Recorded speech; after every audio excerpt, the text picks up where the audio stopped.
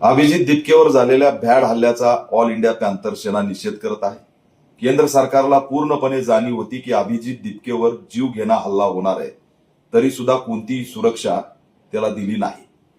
अभिजित दिपकेचा बेनिजर बुट्टो होण्याची वाट केंद्र सरकार बघतंय का, हा प्रश्न आम्ही विचारतोय.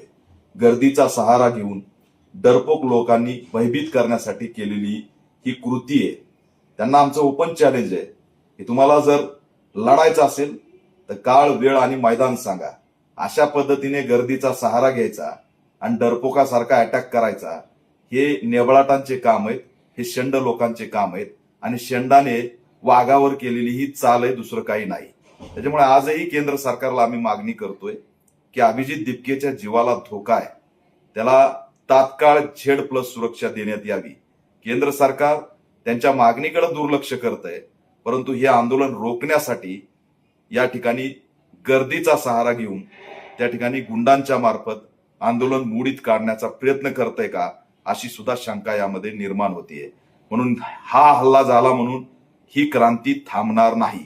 उलट अशा हल्ल्यामुळे महाराष्ट्र आणि देश पेटून उठल्याशिवाय राहणार नाही. एक नवा बदल करायला निघालेल्या तरुणाला अशा पद्धतीने रोखणं हे दुर्दैवी आणि निंदनीय, हे डरपोकांचं काम आहे, याचा आम्ही निषेध करतो.